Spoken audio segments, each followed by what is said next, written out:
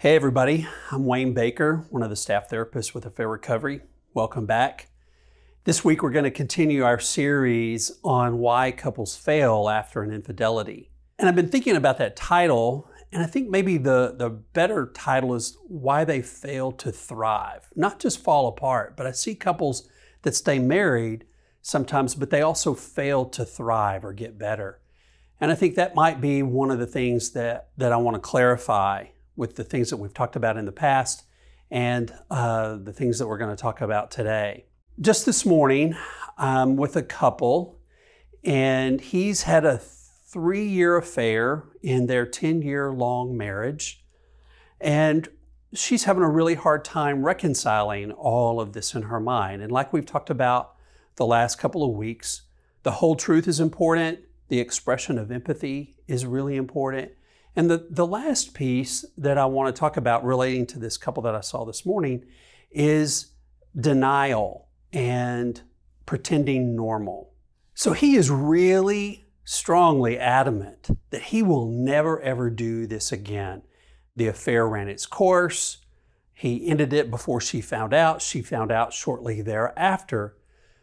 But he refuses to give up some of his female friendships.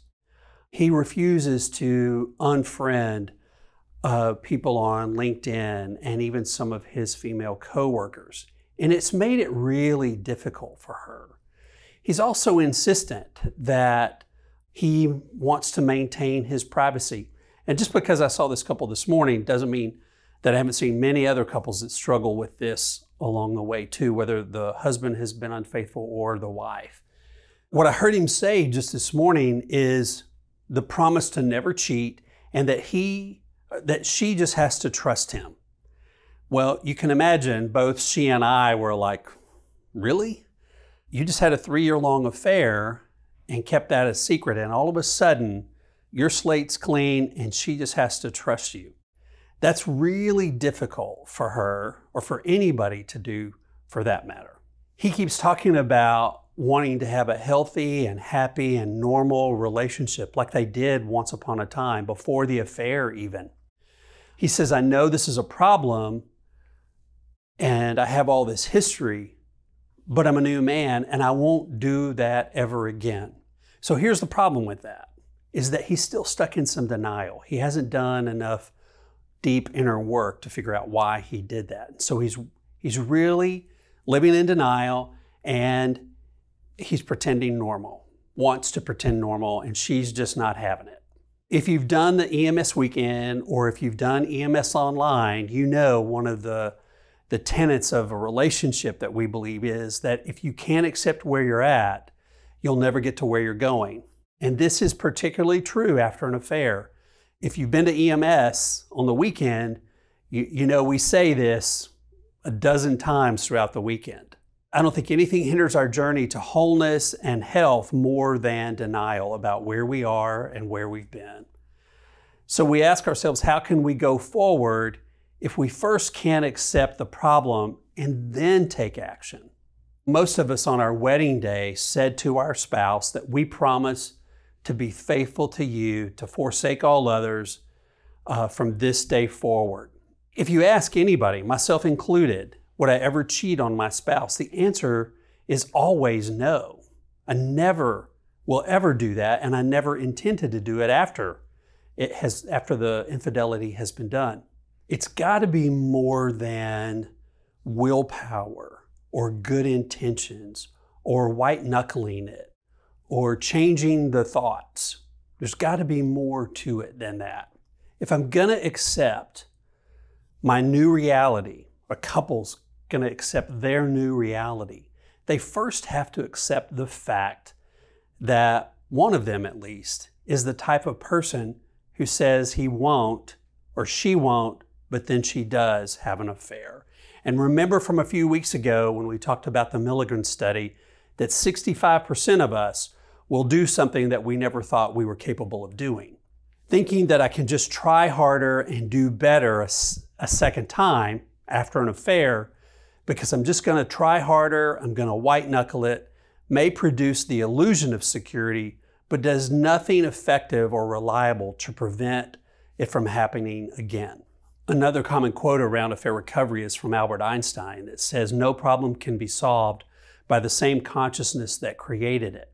Until I can change how I see the problem, and the problem is in me, it's not me, but it is in me.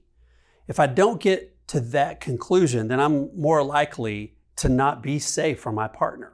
Here's one thing I'd like you all to consider, because you know I'm a big internal family systems person. That is the model of therapy that I use most often.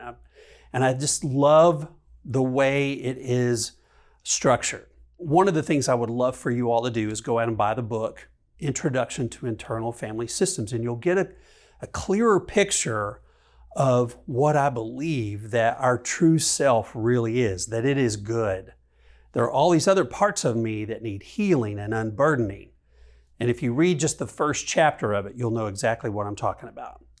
I've been practicing that therapeutic model for over 10 years, both in my own personal life and with my clients in my office. I'm not knocking EMDR or ETT or sensory motor or somatic experiences. Those are all great models for trauma, but I just happen to like internal family systems. And you'll get why we say the problem is in me, but not me. Until I can accept the reality of my own parts, those parts of me that need healing, and then actually do the work to heal, I'll never get to where I'm going.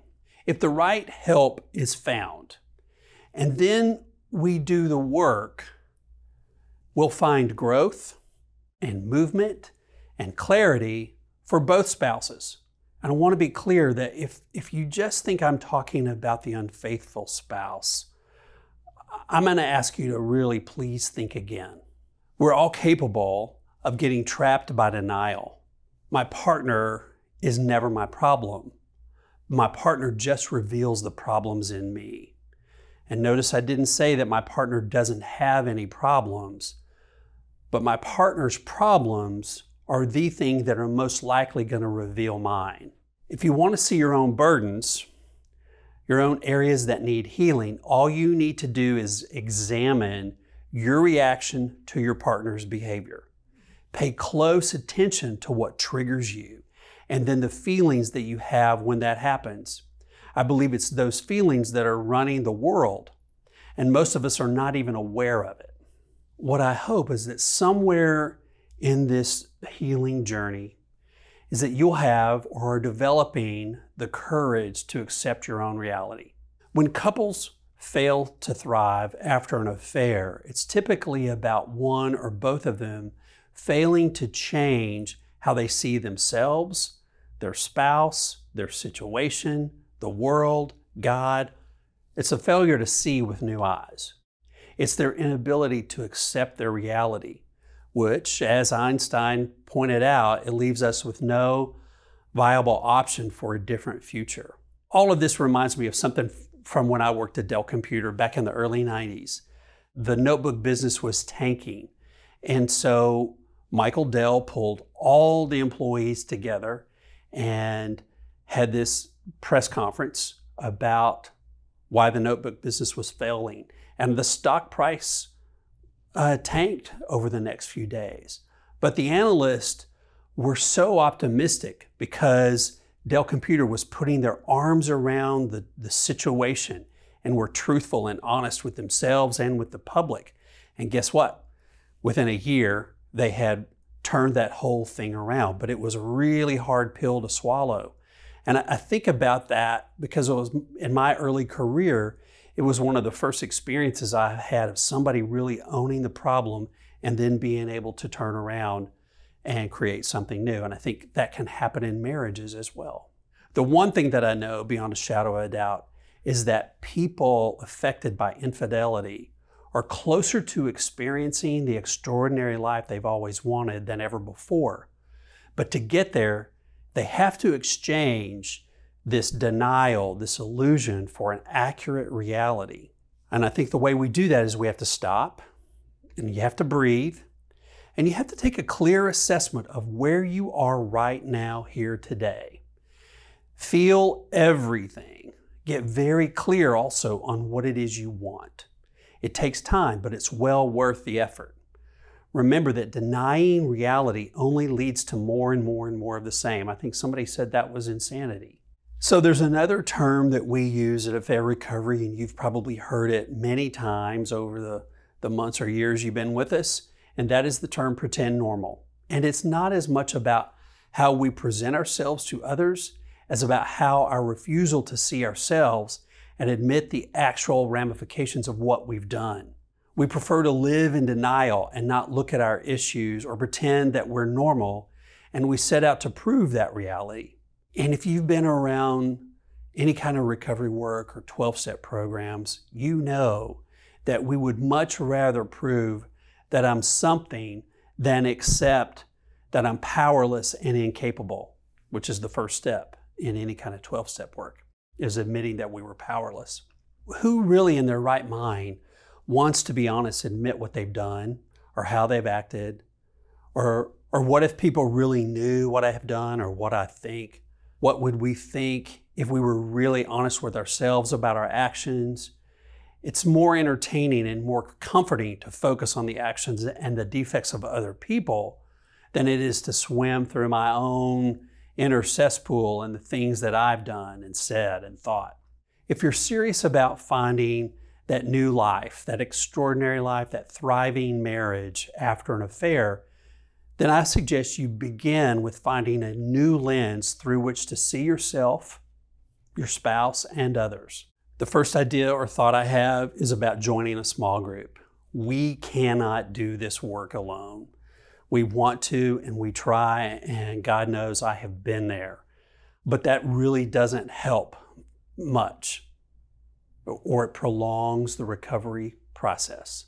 It probably sounds pretty scary to many people, but after doing this work for 15 years and was unfaithful in my marriage 25 years ago, I can tell you that without any reservation, the best way to gain a new perspective is through a small group of people. I was able to learn far more about myself and my partner by sitting in a group much like EMS back in 25 years ago, the predecessor to the EMS format where we met once a week for an hour and a half for 12 weeks. It was sitting in that same room with those people for 12 weeks and then doing my own 12-step work through a program called Recovery Works. And there's lots of 12-step programs, but it's in whatever the small group is. I think we need that small group of people that know us, know our story, and we know theirs as well. I'm studying the Enneagram this year for 2020. That's kind of my big thing that I want to learn about. And one of the things that this teacher that I'm studying under says that we see each other pretty well, but we don't see ourselves. And I really do believe she's right about that. I see it in my office every day. And I'm trying to learn to see myself even better and better all the time. But that comes through the context of relationship. I believe also that everything we learn about ourselves and the world comes through the context of a relationship somewhere, whether it's our parents, a teacher, a coach, a Bible study leader, whatever. There's all kinds of ways we learn about ourselves and the world through relationships. So I'm probably beating a dead horse here, but I just want to get the point across is that you cannot do this alone. You've got to join a small group somewhere. The second piece that I want to talk about or mention here is that the importance of finding a guide or a sponsor or a mentor, somebody that's been down that road, is vitally important. I've had several guides along the way, and Rick was probably one of the early ones. And I will just tell you that healed individuals are the ones that you really want to look for, or at least that they're ahead in the process than you are. They're not perfect, but I'm pretty sure they've made a lot of the mistakes that if you're talking with them, many of those you might be able to avoid. It takes a lot of humility to do that, but it's so worth the effort.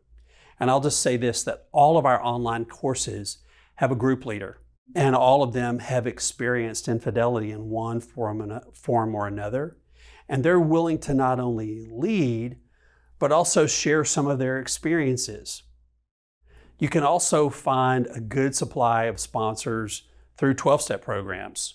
And to piggyback on that, another way to gain perspective is to read or watch stories of others that have gone before you, especially if you can't talk to them personally.